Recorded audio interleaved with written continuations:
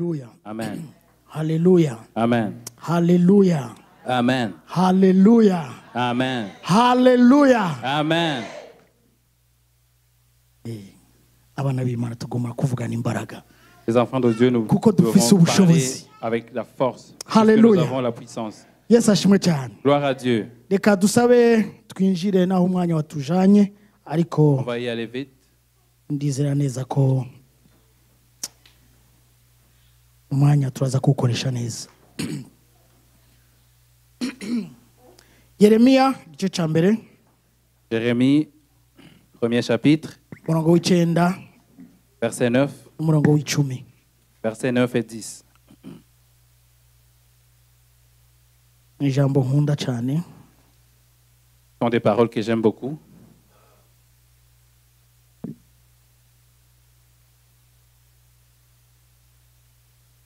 Puis l'Éternel étendit sa main et toucha ma bouche. Et l'Éternel me dit, voici, je mets mes paroles dans ta bouche. Regarde, je t'établis aujourd'hui sur les nations et sur les royaumes pour que tu arraches et que tu abattes, pour que tu ruines et que tu détruises, pour que tu bâtisses et que tu plantes. Amen. Amen. maze uhoraho aramvura ukuboko ankora ku munwa uhoraho arambarira ati nshize amajambo yanje mu kanwa kawe ntabwo uyu munsi ngushizeho kugira ubushobozi ku mahanga no ku bihugu by'abami bwo kurandura no gusangangura guhonya no gukomvomvura bo n'ukubaka no guteragira. Amen. Hallelujah. Amen. Hallelujah. Amen. Nguraba ubushobozi. Yesu ashimwe cyane. La puissance. Uyu munsi nise itema y'uno munsi menya ubushobozi wawe. Aujourd'hui, mon thème, c'est savoir la puissance que tu as reçue. Hallelujah. Amen. Nakunze kubona tukiri iwacu hari i Burundi. Quand on était chez nous au Burundi, Hariho umuntu yaguha nk'agasheki. il y a quelqu'un qui pouvait te signer un chèque. Agaca yandika ko hari inyuma ngo CDA. Puis il écrit en arrière, il dit CDA. Hallelujah. Amen. CDA Gwintwari Arthur. CDA Gwintwari Arthur, par exemple. Hallelujah. Amen. Nukuvuga yabamaye ubushobozi Ça veut dire qu'il m'autorisait, bwo kugenda gukura muri konte yiwe. il me donnait le pouvoir d'aller toucher dans son compte. Nkashira ku mufuki wanje. Et puis je mets dans ma poche. Hallelujah. Amen. Yesu ashimwe cyane. Amen. Muri ico gihe En ce moment, naye mfise choix. j'avais le choix. Hallelujah. Amen. Kiba ari igipapuro sivyo? C'est juste, ce n'est qu'un papier, Ariko kiba kirimo agaciro. mais un papier qui a de la valeur. Hallelujah. Amen.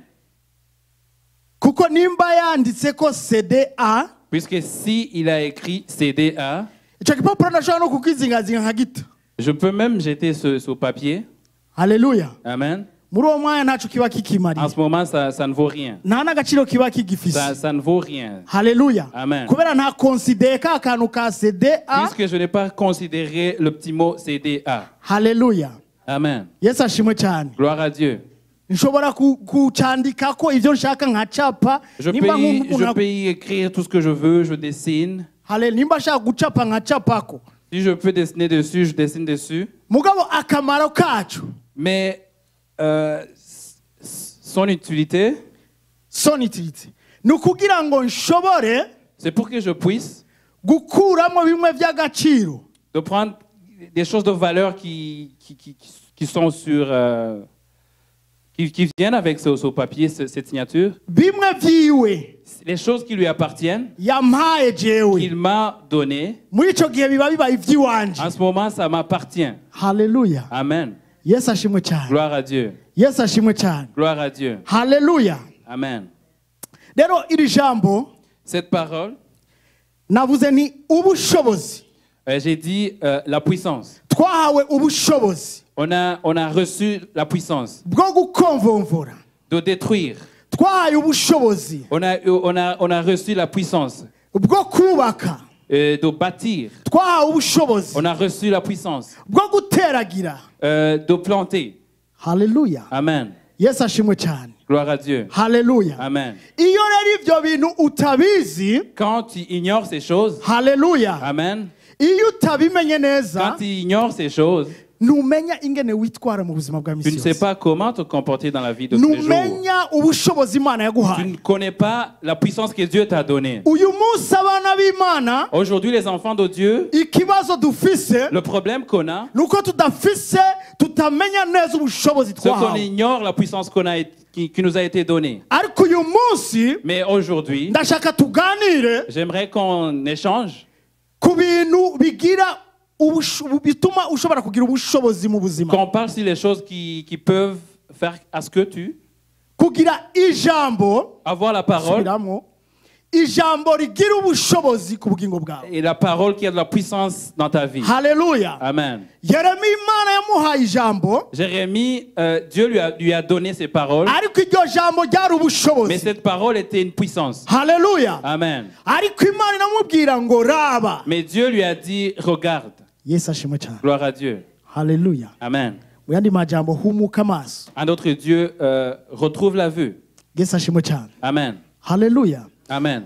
Tugira turabe ibintu n'ingoga n'ingogo bitanu On va regarder rapidement 5 choses bituma umuntu agira ubushobozi bwuzuye. qui font que la personne ait la puissance totale. Ubwa mbere na mbere ni la vision. Cyo nise guhumuka amaso. La première chose, c'est la vision.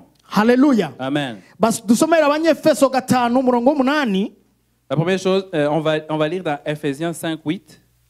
Acha ucu dusomera kandi mu byakozwe n'intumwa mu gice cya 26 umurongo wa 18.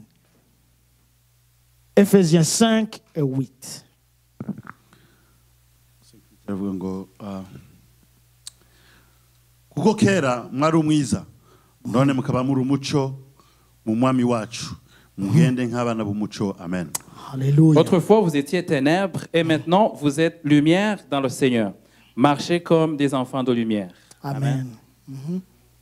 Ibyakozwe n'intumwa igice cya 26 umurongo wa 18. 18.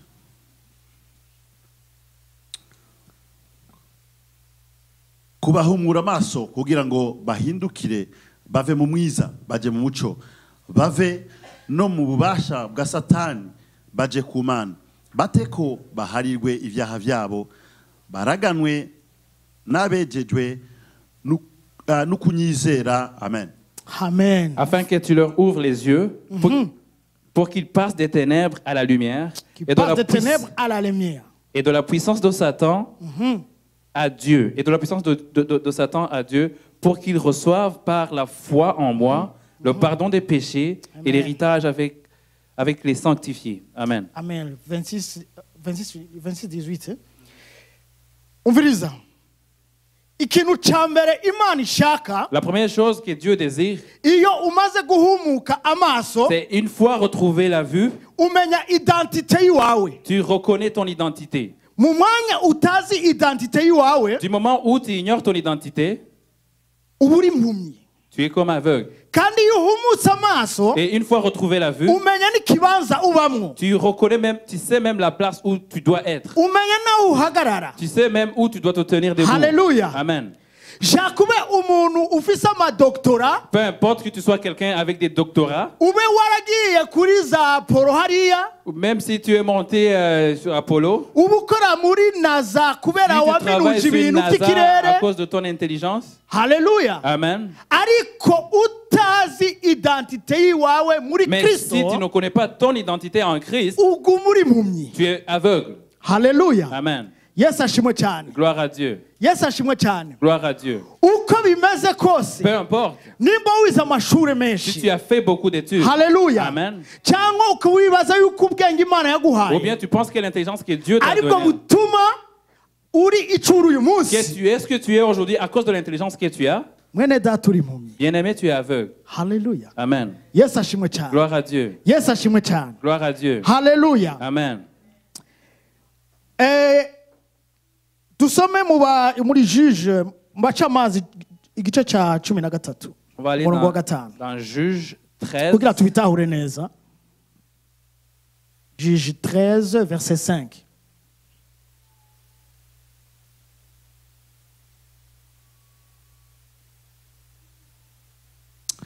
Juge 13, verset 5.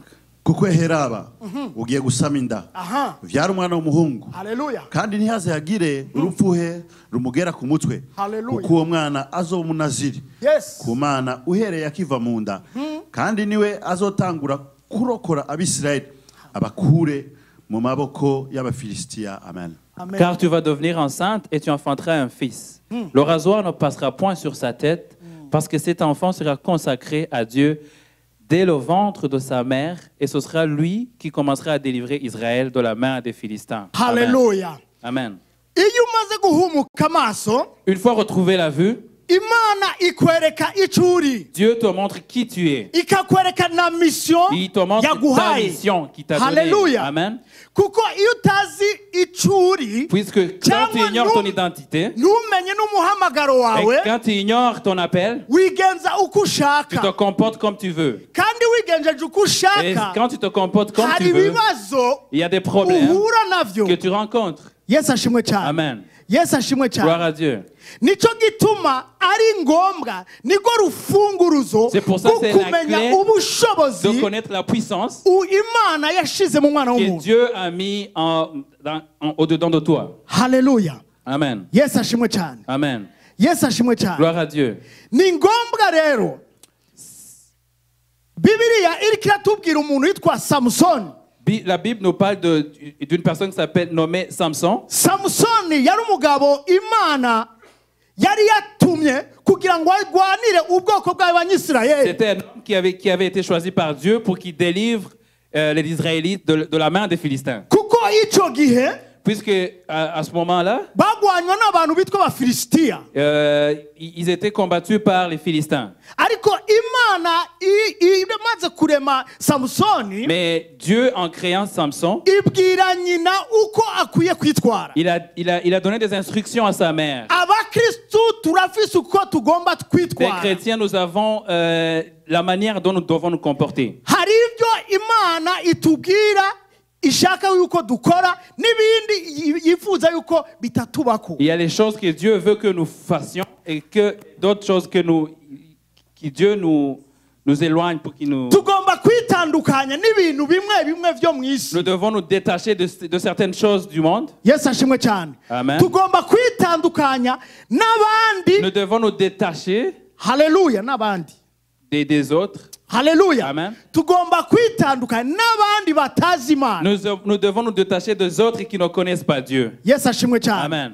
sinavuga ngo mu banki no Je ne dis pas de les haïr, ariko mu mibereho mais mu nyifato dans notre comportement. yesu ashimwe cyane Amen. yesu ashimwe cyane Amen. niyo mpamvu C'est pour ça.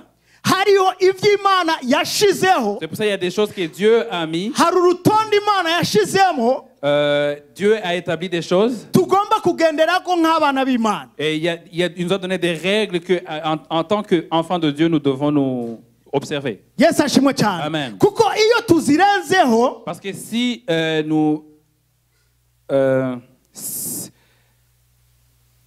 si on va on passe à côté si on passe à côté de ces règles, si on ne les observe pas, hariho ibibazo tugira on rencontre des problèmes. yesu ashimwe cyane Amen.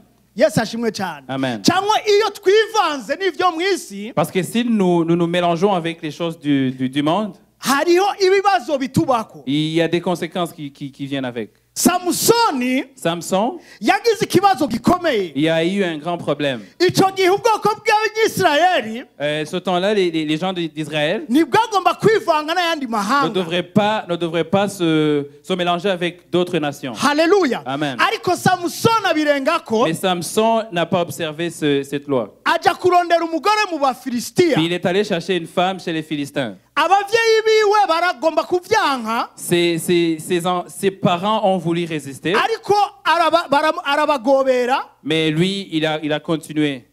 barabyemera Puis ils l'ont laissé. kuva icyo gihe Depuis ce moment, samusoni yagiye agira ibibazo Samson a subi des conséquences. yesu ashimwe cyane Amen. haleluya Amen. mureke yagira umwana uri umukozi w'imana C'est un serviteur de Dieu. haleluya Amen. iyi ni acte prophétique akoze mureka yesu ashimwe cyane Amen. haleluya Amen. samusoni amaze gukora ikizira Après avoir commis les choses que Dieu haleluya lui avait refusé de faire, mu gice cya 16 au verset 16, ku murongo wa mirongo ibiri mu gice ku murongo wa 21 au chapitre 16, 21. chapitre 16 verset 21 Chapitre 16, verset 21. haleluya yagize ikibazo gikomeye cyane Il a rencontré beaucoup de problèmes. haleluya Oui. imana yari yamuhaye vision Dieu lui avait donné une vision. imana yari yamuhaye mission iri précis Dieu lui avait donné une mission précise. ariko kubera yarenze kuri principe z'imana Mais puisqu'il s'était détourné de cette loi, kubera yivanze parce qu'il s'était mélangé Alléluia. avec les Philistins, arongira ikibazo puis il a connu des conséquences. bwa bushobozi imana yari yamuhaye La puissance que Dieu lui avait donnée, haleluya buratakara il a perdu la puissance que Dieu lui avait donnée. yesu ashimwe cyane Amen. haleluya bene data iyo twivanze n'ivyo mu isi Bien-aimé, quand on se mélange avec les choses du monde, ubushobozi imana yaduhaye nous buratakara perdons la puissance que Dieu nous a donnée. haleluya Amen. kuko nta kintu na kimwe tuba duhagazeko Parce qu'il n'y a rien qui nous tient. tuba duhagaze kuri kamere kacu Il n'y a que notre caractère qui... tuba duhagaze ku vyiyumviro vyacu Ça veut dire que nous nous soutenons à notre intelligence. nta kintu na kimwe tuba twubaha Il n'y a rien qu'on obéit. yesu ashimwe cyane Amen. musomye bibiliya muri iki gice Si vous lisez ce chapitre, bibiliya imbwira ngo bamunokora amaso la Bible me dit qu'on l'a enlevé les yeux. haleluya Amen. yesu ashimwe cyane Amen. bamaze kumunokora amaso Après l'avoir enlevé les yeux, haleluya nta bushobozi yari agifise il a perdu la puissance. haleluya Amen. yesu ashimwe cyane Amen. umujene ngo hano mwana haleluya Gloire à Dieu. niza ako kantu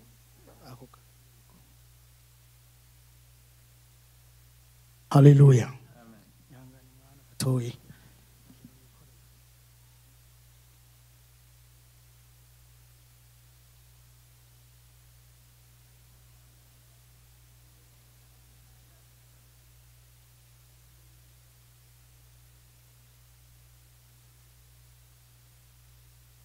haleluya Amen. yesu ashimwe Amen. samusoni Samson. mugano uri samusoni wewe Peut-être haleluya pas Samson. samusoni Samson, bamunokora amaso on l'a enlevé les yeux. yesu ashimwe cyane Amen. haleluya Amen.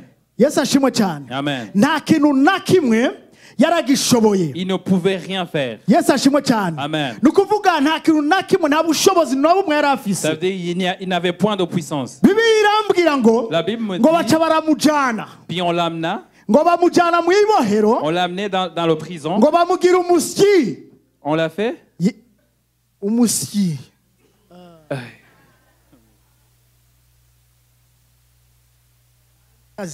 Un esclavage. c'est comme un esclave oui bamugira umusyi On l'a fait. haleluya ngiki icyo satani ashaka ku bana b'imana C'est ce que Satan avait. C'est son souhait pour les enfants. de nuko Dieu. ibanokora amaso Ce qui nous enlève les yeux. haleluya Amen. nk'uko yayakunokoye adamu na eva Comme il les a enlevés à Adam et Ève. maze akagutwara iyo agomba Puis il t'amène où il veut. akagukatisha iyo ashaka Il te guide comme il veut. akagukatisha uko agomba Il te dirige où il veut. akagutwara mu byaha Il t'amène dans les péchés. akagutwara mu bigabitanyo Il t'amène dans les transgressions. kuko utabona Puisque tu ne vois pas. haleluya Amen. iyo umaze gutakaza kubona Si tu perds la vue, iyo utakaje vision si tu perds la vision, iyo utakaje icyo imana yakuvuze ko si tu perds ce que Dieu a parlé de satani toi, agutwara iyo agomba Satan, le diable, t'amène où il veut. satani agukoresha icyo ashaka Il t'utilise comme il veut. satani kugira umusyi Le diable te fait son esclave. ikakugira umu esclave Il te fait son esclave. haleluya Amen. yesu ashimwe Amen. yesu ashimwe cyane Amen. ukomera amashyi umujene wacu On va applaudir pour notre jeune. imana ikumere umugisha haleluya Amen. yesu ashimwe cyane Amen. reka tunyarutse kugira kabiri On va y aller rapidement. haleluya Amen. icya kabiri La deuxième chose gituma umuntu agira ubushobozi qui fait que la personne ait sa puissance, c'est la domination c'est la domination. Haleluya. Amen. Ou l'autorité. Ou l'autorité. Imana yaduhaye kuganza. Et Dieu nous a donné l'autorité. Haleluya. Amen. Imana yaduhaye kuganza. Dieu nous a donné l'autorité. Yesu ashimwe cyane. Amen. Yesu ashimwe cyane. Amen. Nariko ndarondera muri dictionnaire ijambo dominer. Je cherchais dans le dictionnaire Alléluia. le vrai sens de dominer. Igifaransa kiramwira ngo avoir ou tenir sous sa suprématie.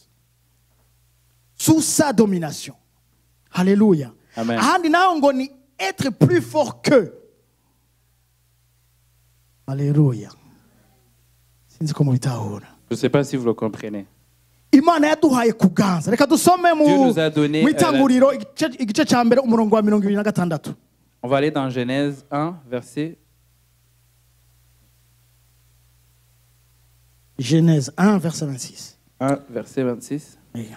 Imana iravuga iti tureme umuntu mu ishusho yacu ase natwe aganza amafi yo mu kiyaga Haleluya. n'ibiguruka mu kirere n'ibitungano n'isi yose n'ibikwega byose bigenda bikwega inda hasi. Amen. Alléluia. Oui, Dieu dit, faisons l'homme à notre image, selon notre ressemblance, et qu'il domine sur les poissons de la mer, sur les oiseaux du ciel, sur le bétail, sur toute la terre et sur tous les reptiles qui rampent sur la terre. Haleluya. Amen. Yesu ashimwe cyane.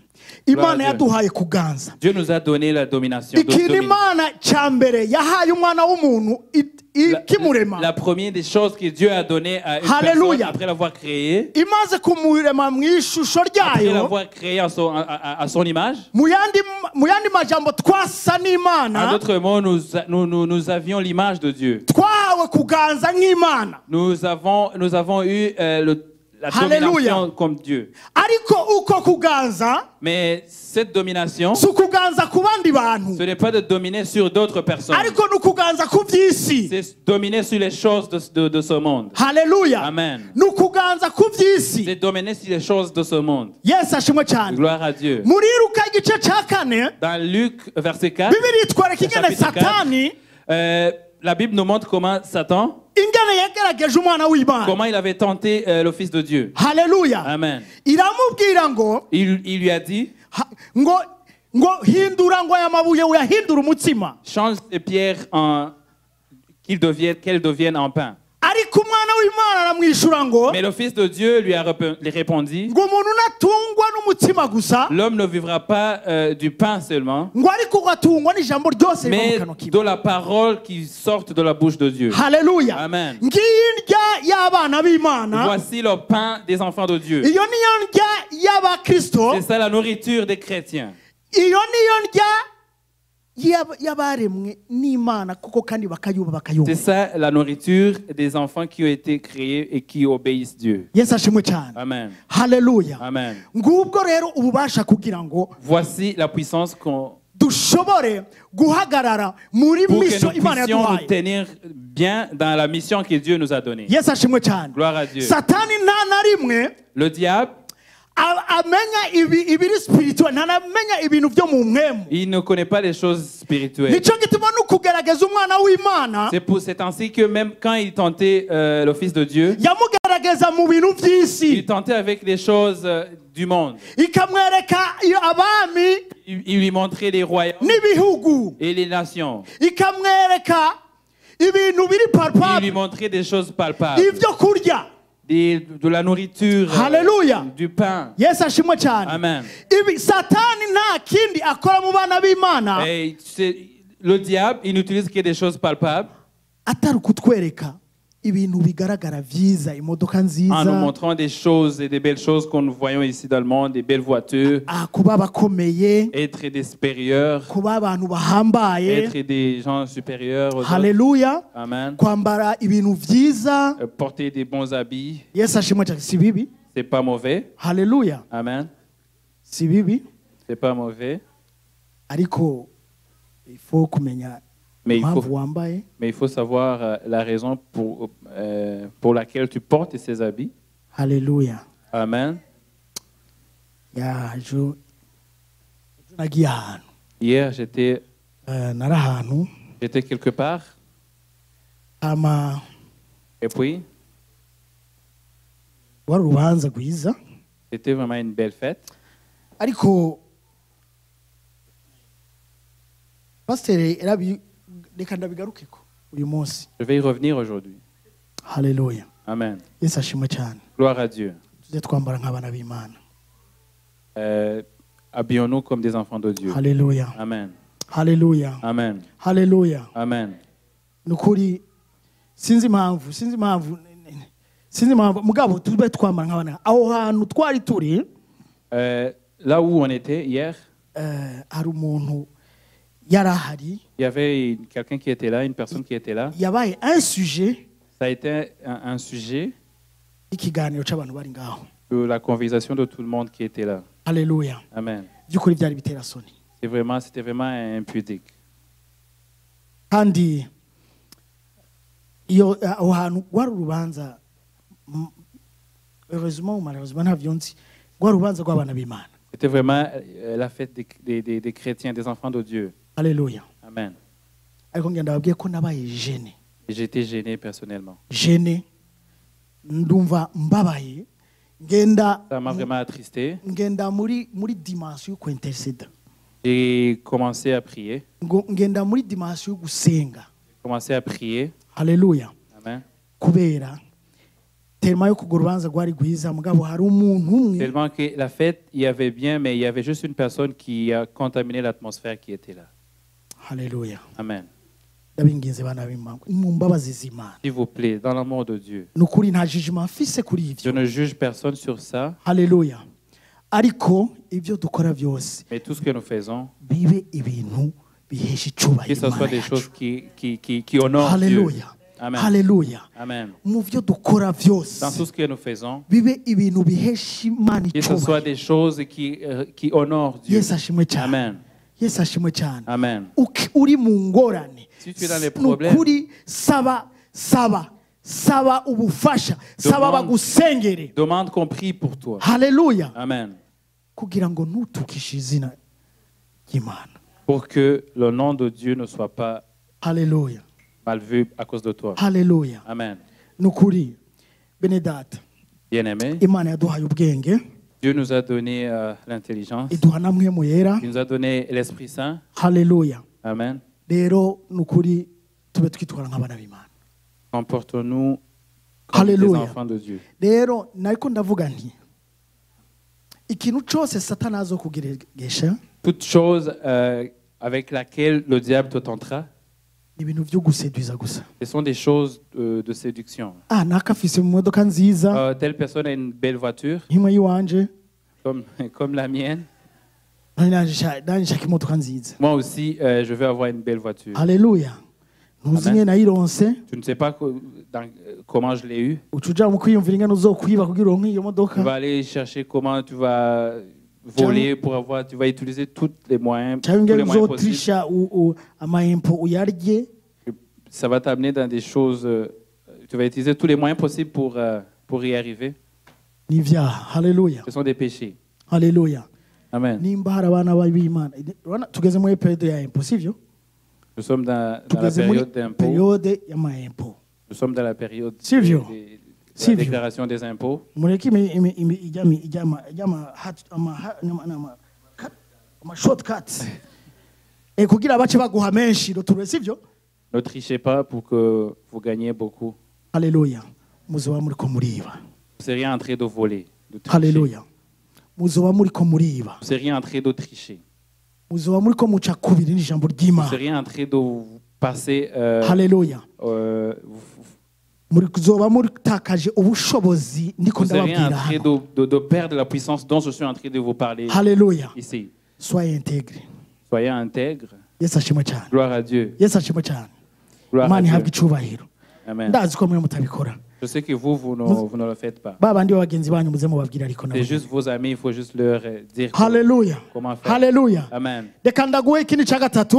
Je vais te donner une troisième chose. Kwatura. Confesser. Haleluya.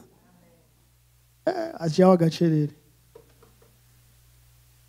Murazi ikintu ishengero ryatakaje muri iyi minsi. Vous savez, la chose que l'Église a perdue ces temps-ci, Ijambo ry'Imana iratubwira ngo mwaturanirire ibyaha la parole de byanyu. Dieu nous dit de confesser nos péchés Mumbabarire, approche. ahangira ndahatebe gatoya. Ici, je vais prendre du temps. Haleluya. Amen. Yesu ashimwe cyane. Amen. Mwaturanire ibyaha byanyu. Confessez vos péchés à vos prochains. Ariko satani uwo munsi muri iki gihe Mais le diable, aujourd'hui, iyo karite yo kwaturanira ibyaha cette qualité de confession de péché, yarayikuye mu bana il b'Imana. l'a enlevé dans les enfants de Dieu. Impamvu nuko izi ko hari ubushobozi C'est parce bijyana. qu'il sait qu'il y a la puissance qui va avec la confession de péché. Yesu ashimwe cyane. Gloire à Dieu. Haleluya. Amen. Irazi ko hari ubushobozi bijyana no kwaturanira ibyaha. S'il sait qu'il y a la puissance qui vient avec la confession de Dieu, Uyu de- munsi de la ndakwaturira confession de icyaha. péché, aujourd'hui je confesse mes péchés vers toi. Ejo ndagisanga kuri Facebook. Demain je vais le retrouver sur public sur Facebook. Haleluya. Amen. Oya dusohoka ngaha kwanza cyamaze kujako. Ça va même sortir avant même qu'on nous quittions ici. Ndabeshika bene data. Est-ce que je mens? Haleluya. Amen. Yesu ashimwe cyane. Gloire à Dieu. Ikintu ciswe ibanga mu bana b'Imana Il n'y a plus de secret entre les enfants de Dieu. cyaratakaye.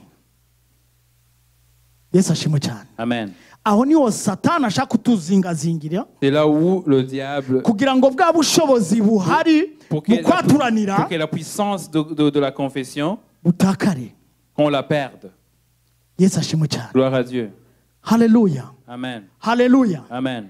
Umuntu atazi kwatura icyaha ciwe Quelqu'un qui ne sait pas confesser ses péchés, ntamenya kwakira imbabazi nawe il nyine. ne sait pas comment recevoir le pardon. Haleluya. Amen. Yesu ashimwe cyane. Gloire à Dieu. Umuntu atazi kwatura icyaha ciwe La personne qui ne sait pas comment confesser ses péchés, naho ikibanza Imana kugira ngo atunganye il umutima ne donne wiwe. pas la place à Dieu de bien entretenir son cœur. Haleluya. Amen. Kuko iyo ukibitse mu mutima Parce que si tu le gardes dans ton cœur, kirakurya ça va t'affecter, kikakumerera nabi ça va t'affecter, maze kikavyura ibindi puis ça va ouvrir la porte pour d'autres péchés. hakavuka la rebellion. Il y a la rébellion après. Yesu ashimwe cyane. Amen. Ijambo ry'Imana ntibari parole de gifise ikibanza cicaramwo Si la parole de Dieu a la place dans ton cœur, kuko hari ibyo wabitseyo. parce que tu as gardé des choses, Haleluya. Bisigaye bitinyitsa kuza nkabwira Fred mwene data nakoze icyaha nsengera c'est rendu honteux de venir confesser mes péchés vers cyangwa mfasha mon gusenga. bien-aimé, ou aide-moi à prier. Haleluya. Amen. Numvise inkuru imwe J'ai entendu une histoire, abakozi b'Imana bariko baraganira des serviteurs de Dieu qui échangeaient, qui Baravuga discutaient ati- entre eux. ati reka twaturanira ibyaha. Ils ont dit, on va confesser nos péchés l'un à l'autre. Haleluya. Amen. Umwe aravuga ati tangura bari L'un a dit, batatu commence. ati je no kuri Imana imbabarire Il a dit que Dieu me pardonne. ati mpora ngibigira 10 by'abandi. Moi, je détourne les dîmes de mes chrétiens. Haleluya. Amen. Hanyuma uwundi nawe ati je nanje Imana imbabarire ati je iyo mbonye bapfasoni Il a hariya dit, moi aussi, que Dieu me pardonne. Et quand je vois les femmes chrétiennes dans mon Birangora. église, Haleluya. ça me tente. Yesu ashimwe cyane. Amen. Gloire à Dieu. Uwundi nawe L'autre, la troisième ati personne, ati nanje ikibazo mfise il a dit, moi aussi, le problème que j'ai, ati nukuri ibyo mwavuze byose tout ce que vous avez dit, birangora kubika. je n'ai pas... C'est difficile pour moi de garder le secret. Cyanda bivuga. Puis je le parle comme ça. Haleluya. Amen. Haleluya. Amen. Rero bene data nukuri birababaje gose C'est vraiment... two turabiturana ko C'est triste. birababaje Même si on rit, c'est triste. kubona atabanga rikiri mu bana b'Imana. De trouver qu'il n'y a point de secret entre les enfants de Dieu. Yesu ashimwe cyane. Amen. Ndabinginze bene data mugwize imitima yabo ibanga. Et le cœur qui Haleluya. garde les secrets. Kuko aho nawe Imana izomenya kubabikisha Parce amabanga. que Dieu vous confiera des secrets. Haleluya. Amen. Hari igihe Imana iguha ijambo Il y a des fois, Dieu te donne une parole ugomba kubwira mwene data ubwiwe. que tu dois donner ton frère ou ta sœur, Haleluya. Kandi ishaka ko rizokora mu gihe runaka. que la parole est destinée à un moment donné. haleluya ariko iyo urivuze mu gihe kitari cyo Mais quand tu parles cette parole au mauvais moment, bigira ingaruka. ça a des conséquences. Yesu ashimwe cyane. Amen. Ndabingiza mu babazi z'Imana Je vous en supplie. mugira ibanga, Ayez le cœur qui garde Alléluia. le secret. mugira ibanga, mwaturanira ibyaha Confessez vos péchés kugira ngo Imana pour que Dieu yugurure mu mitima yanyu ouvre vos cœurs, yashira amajambo y'ubuzima. pour qu'il mette des paroles de vie. Haleluya. Amen. Yesu ashimwe cyane. Amen. Yesu ashimwe cyane. Gloire à Dieu. Haleluya. Amen. Reka tugende badusomere gato muri Yohani. On va aller dans Yohani wa mbere Jean. Jean 1, 9 et 10. 1 Jean, 1 Jean. 1 Jean, ouais, 1 Jean chapitre 1, 9 et 10, ok? igice cya mbere cyanditswe na Yohana mirongo icyenda aravuga ngo nitwatura ibyaha byacu niyo yo kwizigirwa kandi igororoka. Ibyo nivyo bituma iduharira ibyaha byacu ikatwoza ukugabitanya kose. Amen. Tuvuze yuko atacaha twakoze tuba tuyigize umubeshi kandi n'ijambo ryayo riba ritari muri twebwe. Amen. Haleluya. Si nous Yesu confessons ashimwe cyane. Icyo nako ndavuga, ce que je disais, haleluya. Icyo nako ndavuga niki? ce que je disais, Ijambo ry'Imana rigomba kuba muri twebwe. la parole de Dieu doit demeurer en nous. Haleluya. Amen. Ijambo ry'Imana iyo ritari muri twebwe, Si on n'a pas la parole de Dieu en nous, haleluya. Amen. Niyo mpamvu iyo turiko turakonfesa ibyaha, c'est la raison pour laquelle quand on confesse nos péchés, ahavuye ibyaha là où hagomba sortent les gusigara péchés, ijambo doit rester la parole de Dieu. rituma icyaha kitazosubira kuronka ikibanza mu Qui fait mutima wawe. que le péché n'aura point de place dans ton cœur. Haleluya. Amen. Yesu ashimwe cyane. Gloire à Dieu. Yesu ashimwe cyane. Gloire à Dieu. Kwaturanira ibyaha rero mubigire umugenzo, Confessez vos péchés. ariko nongeye ko ngo mugire n'ibanga. Ayez aussi gardé les secrets. Haleluya. Amen. Icya kane ngira mvuge kugira tunyarutse, La quatrième chose, rapidement, kubaha. obéir. Haleluya. Obéissance. Haleluya. Amen. Yesu ashimwe. Abaheburayo 12 umurongo w'icenda.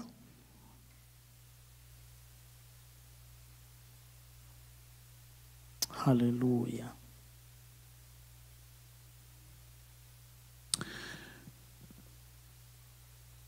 kandi twari dufise ba data b'ibibiri baradukangira natwe tukabubaha.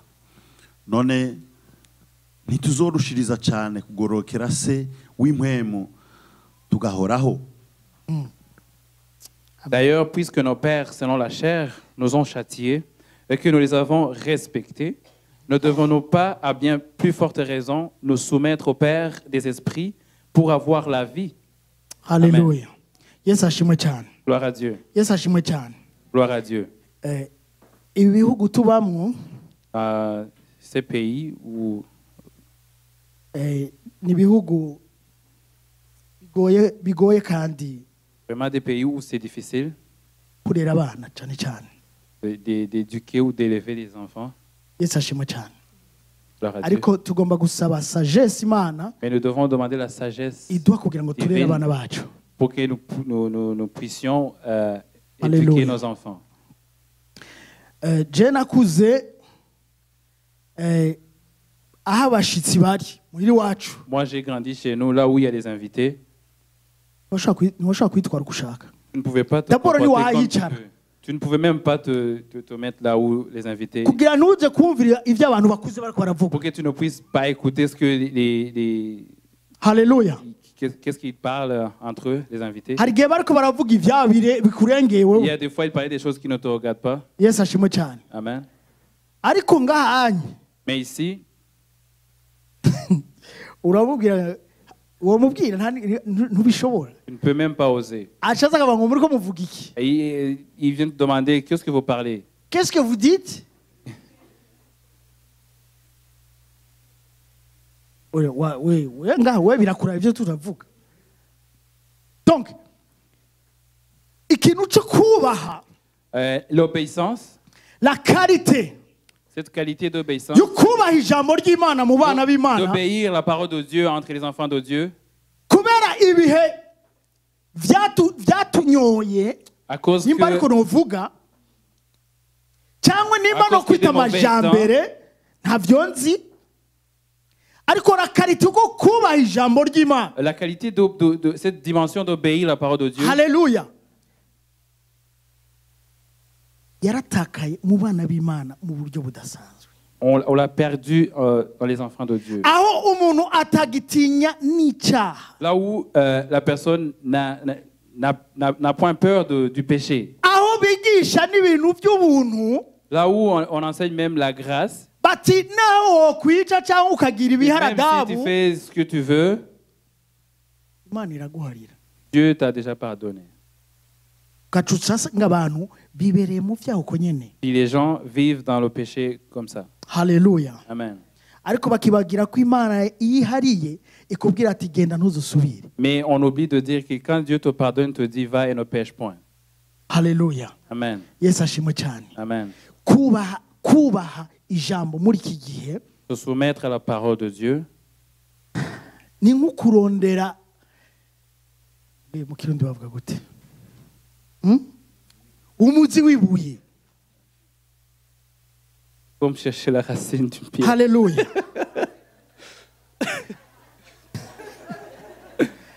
Haleluya.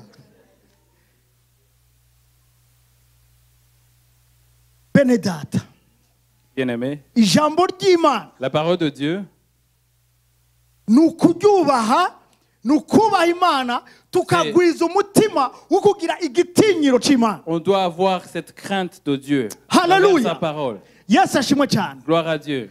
Mugatinya Imana. Craignez Dieu Haleluya. Mu kubaha Imana. en obéissant Dieu, Ko aho mu ngo zanyu, que dans vos foyers, ku kazi kanyu, dans vos travaux, mu vos bana emplois, banyu, avec vos enfants, bikagaragara neza ko mwubaha Imana. que ça se manifeste que vous craignez Dieu. Yes, Cette ashimwe crainte de cyane. l'Éternel soit Yesu visible. ashimwe cyane. Amen. Mugwiza umutima wo gushaka guhinduka. Ayez le cœur qui est assoiffé de la transformation. Musenge nka Dawidi, Priez comme David aho yavuga ngo Mana, qui disait ngo que ndeme Dieu, umutima utunganye. donne-moi le cœur Haleluya. de la droiture. Yesu ashimwe cyane. Nico kintu gikwiye C'est mu une bana chose b'Imana. qui est digne des enfants de Dieu. Niyo mpamvu. C'est ainsi que Haleluya. Rimwe turasenga n'amasengesho ntashiki yagomba kuja des fois kubera même nos prières ne dépassent pas le plafond. kubera tudatinya Imana tutubaha Imana. Puisque nous ne craignons pas Purement et Dieu. simplement. Yesu ashimwe cyane. Amen. Yesu ashimwe cyane. Amen. Muranyumvaga bene data. Est-ce que vous me Uyu comprenez? munsi umutima wanje Aujourd'hui, mon cœur, nuvume ngo nobibaterekamo c'est comme si je peux mu mutwe no mu les mitima yawe. créer en vous, les mettre en vous. Ubu unye karite y'umukristo La qualité d'un bon chrétien, isigaye iri novuga gute. Donc n'abapagani même les païens, rimwe hari ibintu baturabamwo bakavuga ati baya abantu hako nomera nk'urya.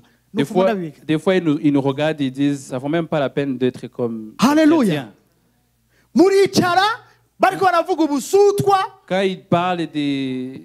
nawe ukacujamo. Et toi aussi, et toi aussi tu fais Ngure partie. titu na muyu waure walikuwa musuma douanier. Oui, c'était un voleur, un douanier. Haleluya. Amen. Akibagira yuko ubunye sinkiri wawe. Ils oublient qu'aujourd'hui, je ne suis plus cette personne. Narahariwe narachunguwe ndumwana w'Imana ndumuraganwa na Kristo none ubundu widegevya. Haleluya. Amen. Haleluya. Amen. Ubundu widege narahariwe. Je suis libre parce que mes Reka péchés ont été kundabira lavés. muri za Ne me regarde pas dans le passé. muri 2000 combien? Siyo nkiri. Je ne suis plus là. Haleluya. yesu ashimwe cyane Gloire à Dieu. akanwa kanyu Que votre bouche, kaba kuguhezagira que la parole qui Yes, sort de vos Hashimocha. bouches soit une parole de bénédiction. akanwa kanyu Que, kabe kavuge amashimwe y'imana gusa que dans votre bouche sorte de Akanwa paroles kanyu. de rendre grâce à Dieu.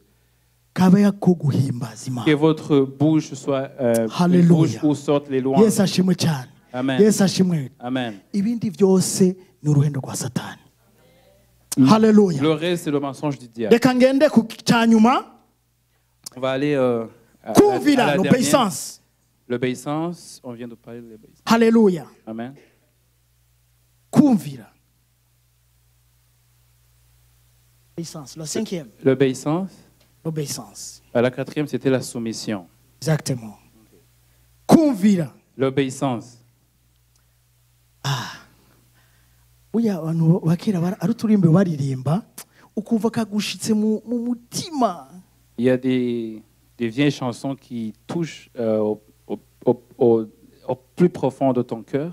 ngo abatumvira imana o bazoba baza benshi bahengeka amazosi yo binezereza gusa adamu na eva o bamaze gucumura ubwiza bw'imana bwaciye bubavako haleluya ha yo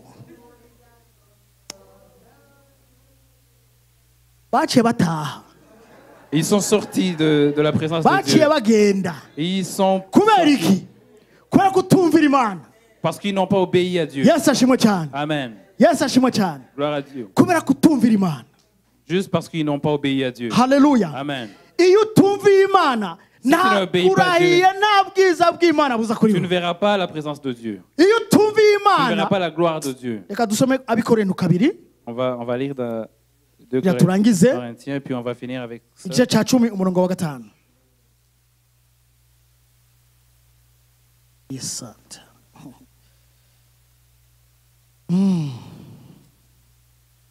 dushingura impari n'igishyizwe hejuru cyose amen gihashyiriwe kurwanya ukumenya imana Aha. dufata mpiri ivyiyumvirwa mu mitima byose ngo tubigomorere kristo amen.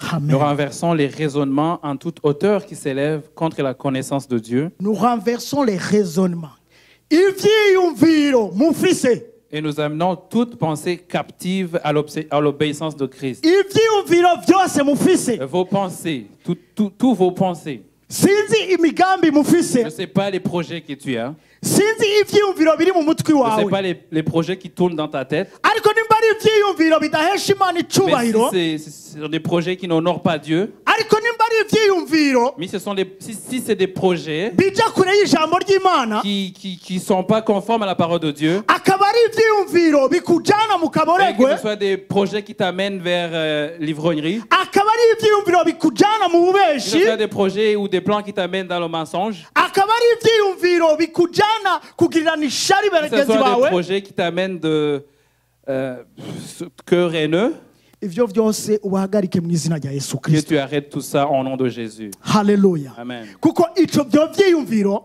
Puisque ces plans bikujana mu nzira y'amahonero t'amènent dans la voie de perdition. haleluya Amen. kuko ugenda kure yo guhesha imana icubahiro Puisque yawe tu es loin d'honorer Dieu. Amen. haleluya Amen. yesu ashimwe cyane Amen.